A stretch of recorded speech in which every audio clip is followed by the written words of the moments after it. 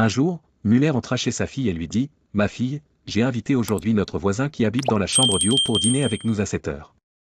Prépare-lui un bon repas, et sache que tu chanteras ce soir, car je lui en ai fait la promesse.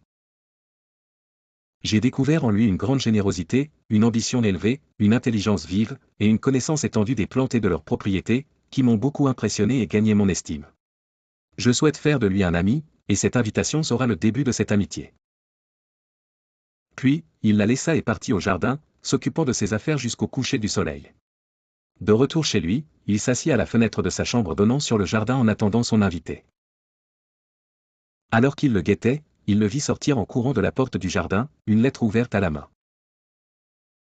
Il cria alors à sa fille, « Magdeleine, il semble que notre voisin a été empêché de tenir sa promesse, je l'ai vu courir dehors par la porte du jardin, empruntant la route qui ne mène à rien avant 10 miles de voyage. » Elle répondit, « Il a sans doute été pris par une affaire urgente.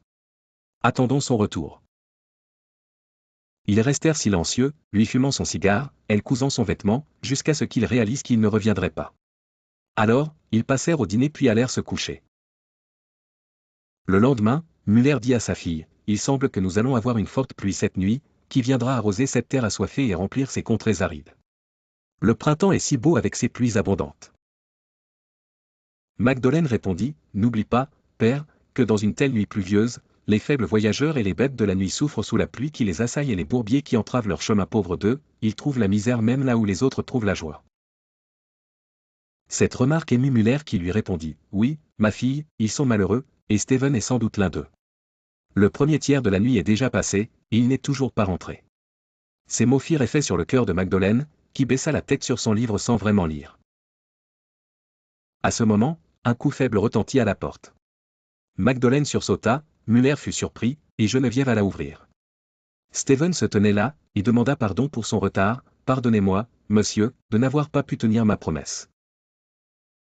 Mon frère m'a envoyé une lettre m'invitant à le rencontrer à la frontière pour lui faire mes adieux avant son départ pour la guerre.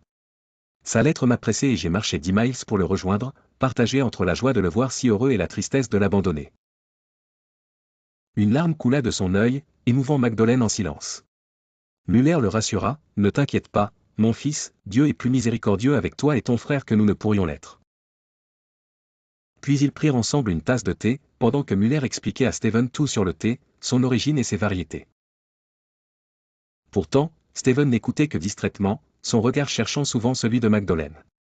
Finalement, Muller proposa à sa fille de chanter, et elle chanta avec un tremblement d'émotion. Steven, charmé, se leva pour partir, et Muller l'accompagna en lui disant, « Reviens nous voir, Steven, quand tu le souhaites, notre porte t'est toujours ouverte. » Cette nuit-là, Magdeleine resta à prier, demandant à Dieu de l'aider dans cette nouvelle étape de sa vie. Des émotions confuses, amour, crainte, espoir, tristesse l'envahissaient, la faisant sourire ou pleurer sans raison apparente, jusqu'à ce qu'elle s'endorme.